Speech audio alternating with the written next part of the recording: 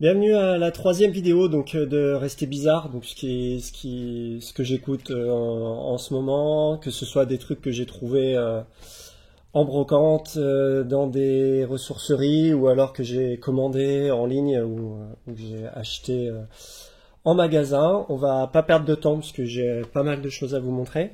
Donc on va commencer par cette cassette de Drifter. Donc Drifter, c'est un groupe australien de heavy metal, bon, complètement à l'ancienne, c'est-à-dire vraiment qui se revendique du son de la New Wave of British Heavy Metal, c'est-à-dire vraiment cette, cette transition entre la scène des années 70, du hard rock anglais, vers un metal un petit peu plus 80s. Et pour le coup, c'est vraiment réussi. C'est vraiment beaucoup de passages à la twin guitar, c'est-à-dire vraiment des harmonisations qu'on peut trouver chez Maiden, mais eux font quelque chose qui est quelquefois assez proche de Thin Lizzy, donc on est vraiment dans un délire un tout petit peu plus 70s, et l'enregistrement est également vraiment dans les clous de quelque chose d'assez rétro entre guillemets, mais en fait c'est pas forcé, c'est-à-dire que ça a quand même un côté actuel, et ça fait pas cosplay, quoi, ça fait pas groupe monté de toutes pièces pour sonner à l'ancienne, quoi. Voilà, on sent que derrière il y a des gens qui sont passionnés par ce son-là et qui en fait finalement voient pas d'autre manière que de le faire de cette façon. Voilà, la cassette est sorti sur Die Victim Productions. J'ai d'autres disques là de Die Victim. Il me semble qu'elle est sortie il y a peut-être un an, ouais, à peu près, peut-être en 2023. Voilà, donc la deuxième, c'est encore une cassette que j'ai chinée en fait à une des dernières brocantes où je suis allé là, dans les dernières brocantes lyonnaises. Donc bon, ça, c'est un espèce d'impondérable de brocante. J'étais bizarrement jamais tombé sur cette série du Chant du Monde en vinyle, en LP. Alors que bon, j'en ai pas mal de cette série-là, enfin en tout cas celles qui m'intéressaient. Mais celle-ci, voilà, bizarrement jamais trouvé, alors qu'a priori ça se trouve partout. Donc c'est guitare américaine, et là où j'ai beaucoup apprécié en fait, et là où j'avais peur un petit peu, c'était d'avoir plutôt d'avoir plutôt des morceaux cajuns ou des morceaux un peu plus folk traditionnelle américaine. J'ai eu l'impression en fait pratiquement la moitié des morceaux de cette cassette d'entendre des morceaux d'American Primitive, en fait, voilà, de cette espèce de mix entre le bluegrass et la musique répétitive, enfin un style que moi j'affectionne particulièrement et où je vais sans doute faire une vidéo très prochainement qui va se focaliser dessus. Donc le prochain, c'est un disque que j'avais fait réservé dans un disquaire local. Donc c'est Nala Cinefro, c'est le dernier en fait qui vient de sortir, qui s'appelle Endlessness, est sorti sur Warp. Et donc voilà, j'avais adoré son premier album, l'album d'avant, qui est peut-être pas son premier, bon, je suis pas si sûr. Mais voilà, on est exactement dans les clous de ce qu'elle faisait avant, c'est-à-dire une, euh, une musique vraiment hybride entre du jazz, de la musique électronique des années 70, beaucoup de synthétiseurs analogiques. Là, sur cet album-là, elle est vraiment dans la même formule que le premier. Ceci dit, je trouve qu'il y a un tout petit peu plus de passages en groupe, ce qui est pas pour me déplaire. Voilà, donc ça fait très spiritual jazz. Le roster est complètement dingue. Elle, c'est une belge, une harpiste belge, donc, qui a déménagé à Londres, voilà, et qui, là, actuellement, joue un peu avec les meilleurs musiciens de cette ville pour créer voilà, une musique vraiment aventureuse dans le style. Voilà, donc je vous le conseille. Si vous aimez, voilà, par exemple, si vous aimez la musique ambiante ou si vous aimez le jazz, le spiritual jazz, si vous aimez Alice Coltrane par exemple, je vous conseille vraiment d'écouter ça. C'est une manière assez moderne de retenter le coup dans le style. Ensuite, du coup, on va passer à complètement autre chose. Voilà. Donc récemment, là, je suis allé jouer en Allemagne et dans le festival, il y avait la distro de Dying Victim, qui est un label allemand qui fait pas mal de repressages et qui sort aussi énormément de groupes actuels de heavy metal. Et dans sa distro, il avait donc cette réédition de Sortilège, qui est leur premier EP, qui était sorti en 83 chez Raven. Raven, donc c'est un label hollandais assez mythique qui a sorti quand même des choses absolument indispensables dans le genre. Par exemple, ils ont sorti le premier Merciful Fate, qui est vraiment pour moi un des meilleurs disques de heavy metal, tout pays confondu. Et ce premier EP de Sortilège, j'ai eu la chance de réussir à trouver les deux albums qui ont suivi, dont certains en presse originaux. Mais là, ce premier-là, ce EP, c'est autant dire que c'est quasiment impossible, même en France, de le trouver. Et là, c'est très étonnamment un label du Pérou qui l'a ressorti, qui s'appelle Black Legion. Voilà, en 2023. Et ce qui est pas mal, bon, voilà, la pochette est vraiment cool. Au début, j'ai cru que c'était un boot. Peut-être c'est un boot, j'en sais rien. En tout cas, pour un boot, c'est de très bonne qualité. Le son est vraiment correct. Et puis, il y a voilà, il y a une petite sérigraphie en face B. Bon, ça, moi, personnellement, je suis pas. Ça m'intéresse voilà, ça fait un bel objet. Après, c'est la musique qui m'intéresse. Et la musique est assez incroyable. Sortilège, sans rentrer trop dans les détails, c'est un groupe de heavy qui a vraiment une marque française, c'est-à-dire que déjà le chanteur chante en français. C'est un côté extrêmement épique, mais en même temps, voilà, on est dans un son français assez agressif et qui se démarquait vraiment pour l'époque. Voilà, par exemple de la scène anglaise qui existait également en parallèle. Et il y a vraiment une spécificité française, notamment il y avait un label qui s'appelait Devil's Record que je vous conseille de chiner. C'est pas si compliqué que ça d'en trouver quelques-uns. Si vous voyez ce label, n'hésitez pas à les prendre. C'est toujours de très bonne qualité. Ça donne un bon panorama de ce qu'était le heavy metal français dans les années 80. Et sa qualité en fait, et surtout sa spécificité, vraiment son originalité. Voilà, pour le bon mot. Prochain, on n'a rien à voir, donc c'est Claude Engel, Phantasmagorie. Donc c'est sorti en 76 sur une major là, CBS. Et CBS à l'époque avait lancé un sous-label qui s'appelle Marginal. Et qui avait vocation, alors je crois qu'il y a noté derrière, la collection Marginal a été créée pour faire connaître différents courants de musique et de chansons situés en marge d'une expression traditionnelle. En l'occurrence, Claude Engel, cet album-là, effectivement c'est un album assez original et assez en marge par rapport à ce qui se faisait à l'époque, même si on est vraiment dans des sons assez, voilà, il y a de la zeule, il y a de la folk, il y a un petit peu de blues, puisque Claude Engel est un guitariste de blues à la base et aussi un compositeur de librairie musique. C'est surtout un requin de studio, en fait, Claude Engel. Et donc, en 76, il a fait son album solo. J'imagine qu'il avait plein d'espoir que ça cartonne. Voilà, c'est des disques que tu trouves dans les bacs à soldes. Mais c'est un disque incroyable. Pour moi, il n'y a rien à acheter là-dedans. Et voilà... J'y trouve mon compte parce que c'est vraiment un mélange de tout ce que j'aime de la musique française des années 70 avec beaucoup d'expérimentation et ouais, un résultat vraiment super et c'est enregistré avec un son comme d'habitude pour ces prods françaises de l'époque avec un son assez incroyable. Que dire de plus? Claude Engel, plus tard, il va même très peu de temps après ça, je pense, quasiment l'année d'après, il va co-composer avec Richard Gottener.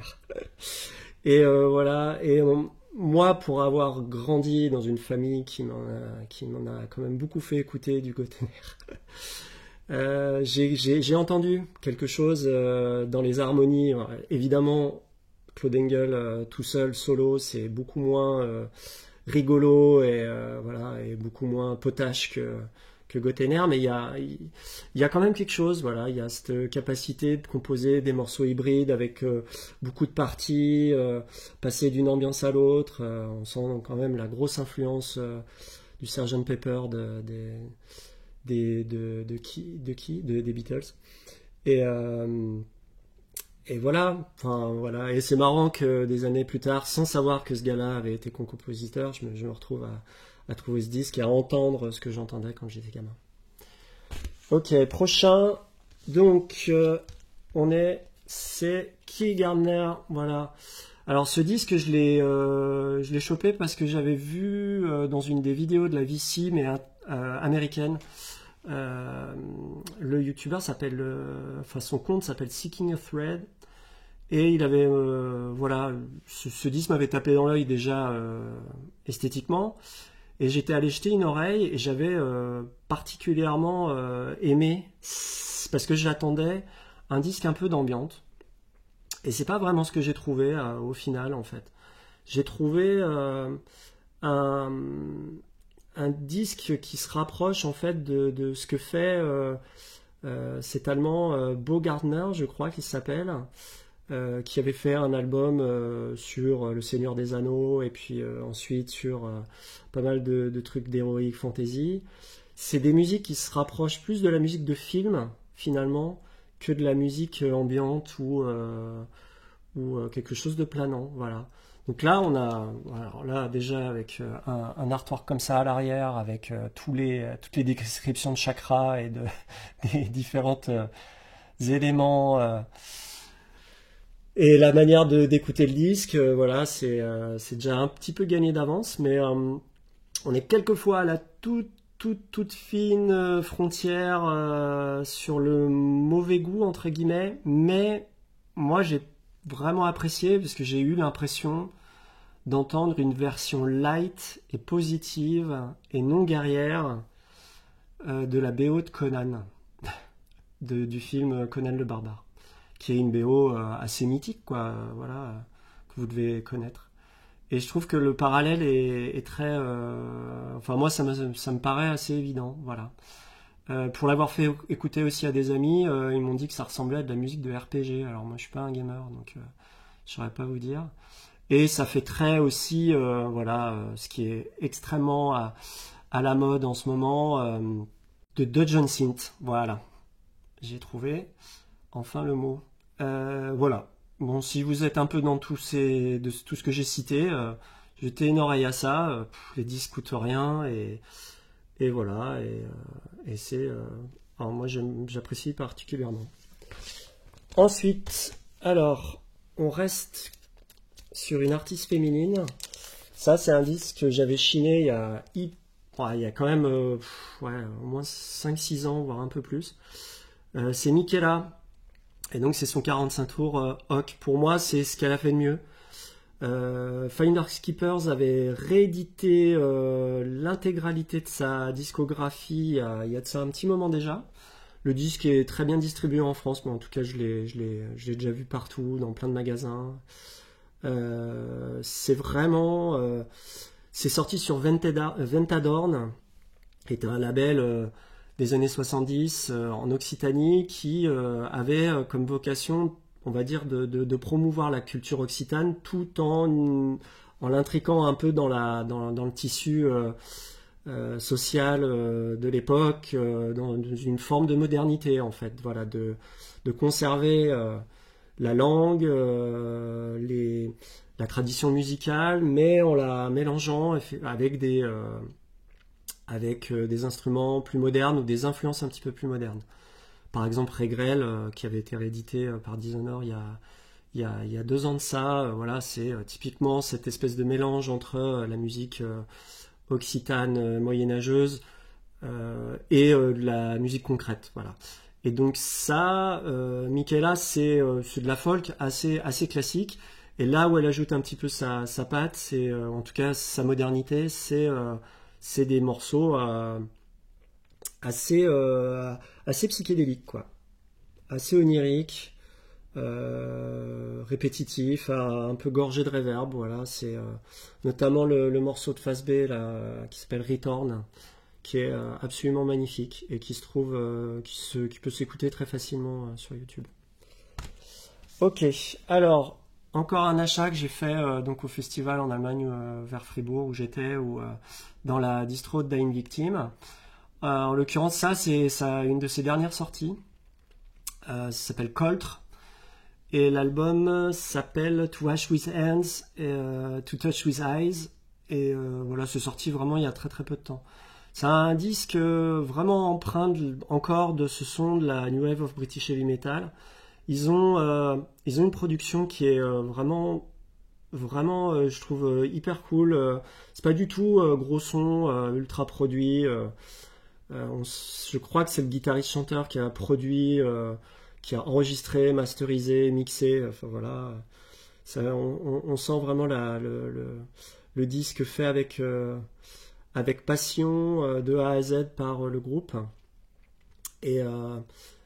Et c'est assez addictif. Voilà, si vous aimez le heavy metal à l'anglaise, j'ai entendu un peu de Satan aussi au niveau des alternances de riffs à la fois mélodiques et puis des riffs plus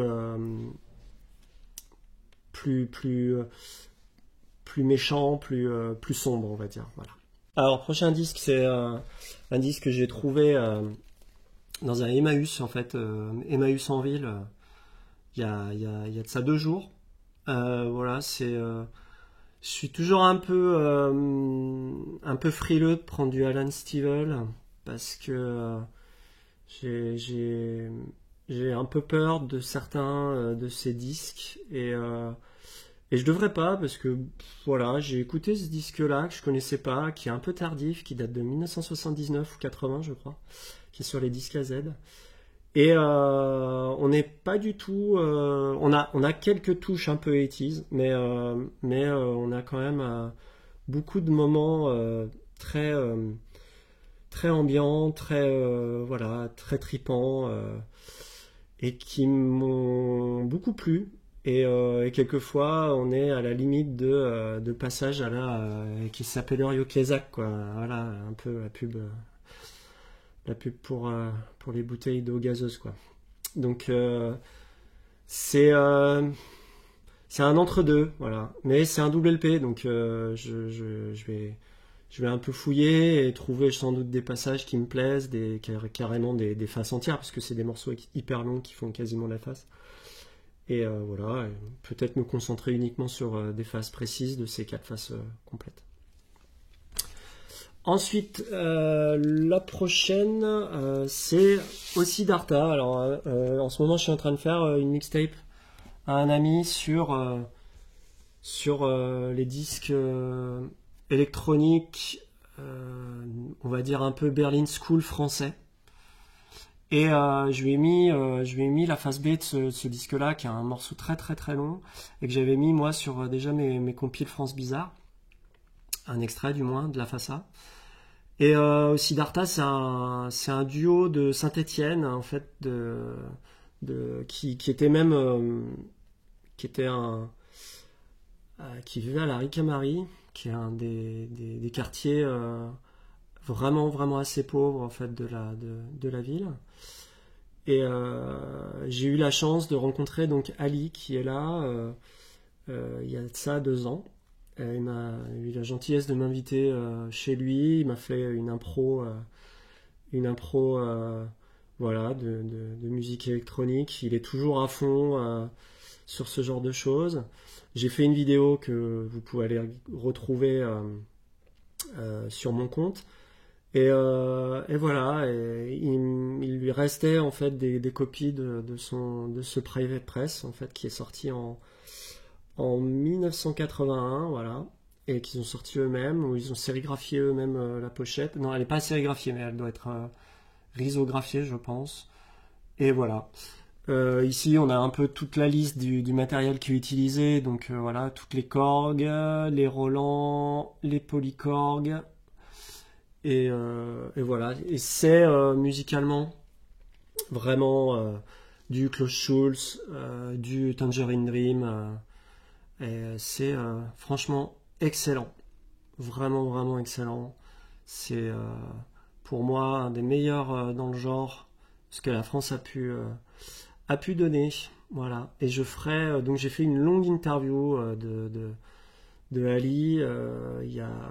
Quand je suis passé le voir, j'ai beaucoup documenté un peu toutes ses archives, parce qu'il a tout gardé, y compris l'original de la pochette. Et j'en ferai peut-être un jour une vidéo, voilà, qui sait, une espèce de podcast. Je suis dessus depuis déjà 2 ans, et voilà, j'aimerais bien accélérer les choses pour que ça sorte. Donc ensuite, on passe complètement à autre chose, musicalement. Donc le premier Bathory, bon, je vais pas vous les présenter, parce que c'est vraiment un groupe qui a révolutionné le métal, qui est considéré comme en fait le groupe de black metal de la première vague, c'est-à-dire quand on pense black metal, souvent on pense à la deuxième vague, la vague norvégienne qui est arrivée en fait dans les années fin 80, début 90. Bathory, lui, voilà, et lui c'est la première vague avec des groupes comme Celtic Frost, Venom. Et donc on est sur cet album-là, c'est son premier, qui est sorti en 84. On est vraiment sur un son à la Venom, quoi, d'une espèce de Motorhead extrêmement agressif, assez sombre. Et ensuite, Bathory va faire évoluer vraiment sa musique à chaque album. Et chaque album sera un peu une espèce de base pour plein de sous-genres. Voilà. Le viking metal, le black metal, vraiment un peu plus symphonique entre guillemets. Enfin, il a vraiment tapé dans le mille à chaque fois, quasiment. Je suis un peu moins fan de ses sorties, de ses dernières sorties avant qu'il décède. Mais voilà. Et oui, alors Bathory, c'est un projet d'une personne en fait qui s'appelle Corton et qui est décédé déjà il y a déjà très longtemps. Et voilà. Et c'était l'anniversaire de cet album il y a quelques jours. Ensuite, je vous avais montré un disque de Terry Riley la dernière fois que j'avais chiné. J'en ai retrouvé un autre là chez Sofa Records, qui est un disquaire chez qui je vais très très souvent et qui a souvent voilà, des petits bacs pas chers. Et voilà, j'ai trouvé cette BO de film. Le disque s'appelle Happy Ending et le film s'appelle Les yeux fermés. Le disque est sorti en 72, je crois. Voilà, c'est sorti sur Warner Bros. Et voilà, j'ai vraiment exactement trouvé ce que j'aime de Terry Riley, c'est-à-dire une musique extrêmement répétitive, extrêmement voilà, on s'ennuie pas. C'est vraiment excellent. Ensuite, là, on passe un peu sur voilà, sur un groupe de jazz français. La Petite Compagnie, avec l'album Corpus. Le disque est sorti en 75, voilà, c'est sorti sur le label Escargot. Ce label-là, moi je chine souvent des disques de chez Escargot parce que c'est un label assez spé, quoi. Il y a un peu, on trouve du autant de la musique pour enfants que voilà, des disques comme ça de jazz, mais vraiment expérimental pour le coup. Voilà, esthétiquement, le disque m'avait tapé dans l'œil en plus du label. Et là, on a on a un peu, on a énormément de participation de musiciens, mais ça sonne jamais big band quoi. Ça a vraiment un côté presque aride quelquefois. On n'est pas, c'est du free jazz, mais on n'est pas sur un free jazz ultra foisonnant. On a, c'est très très percussif déjà, et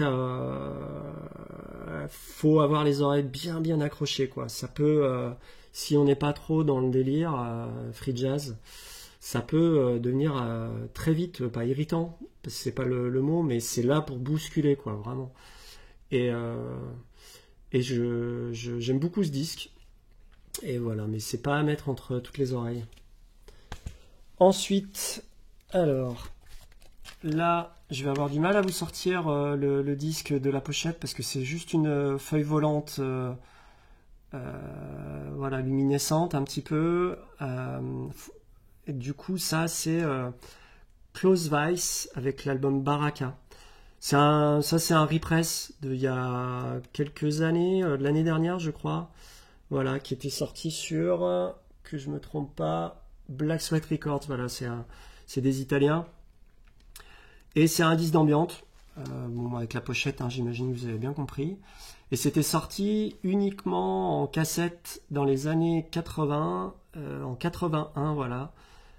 Par Close Vice lui-même, et c'est la petite particularité de cet album d'ambiance, c'est qu'il a été fait sans l'aide de synthétiseurs ou d'éléments électroniques, et c'est ce qui fait sa force, puisqu'on a vraiment quelquefois l'impression qu'on a voilà, un Solina qui fait un drone à l'arrière, ou des Korg, ou d'autres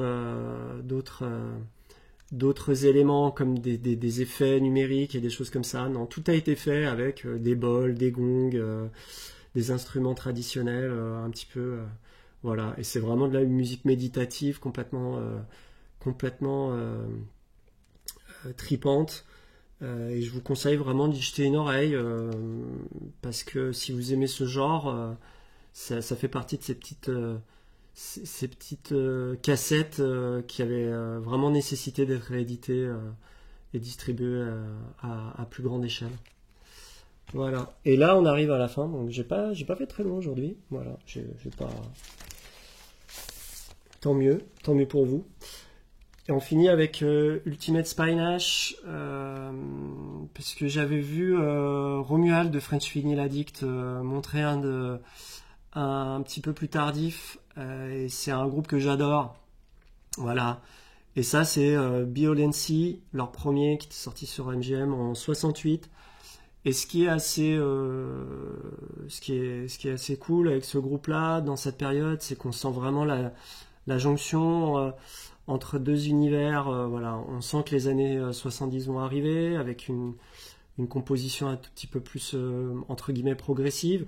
Là, on est quand même vraiment encore retenu par les années 60, et il y a un petit côté jazzy, un peu pas, je dirais pas easy listening, mais presque, qui pourrait être rebutant, mais non, en fait, moi ça marche. C'est vraiment un disque de vraiment agréable, ne serait-ce que la production, tout est rond, enfin vraiment je trouve ça assez parfait dans le genre. Et sauf le premier morceau qui est chanté par la chanteuse, et qui pour moi est pas une, voilà, je comprends pas trop pourquoi ils ont mis ce morceau là en premier, puisqu'ensuite tout le reste de l'album, à partir du deuxième morceau jusqu'à la fin de la phase B, on rentre vraiment dans une série de morceaux qui ont vraiment beaucoup de sens, qui se répondent. Voilà, et il fallait faire un choix, je pense, plutôt que de le mettre à la fin, ce morceau-là. Ils l'ont mis au début, mais c'était peut-être pas la bonne solution. Donc, si vous jetez une oreille, voilà, laissez une chance au disque, allez plus loin que le premier morceau. Voilà. Merci de m'avoir encore écouté, déblatéré sur des disques. Et laissez des commentaires. parce que c'est toujours vraiment un plaisir de vous répondre et puis surtout d'avoir des compléments d'information ou votre avis en général sur ce que vous pensez de tout ça. Et je vais sans doute faire bientôt une vidéo restez focus sur la power pop, voilà. Et ma conception de la power pop, voilà, qui est très ancrée dans les années 70. Voilà, et ben à une prochaine, et puis restez bizarres.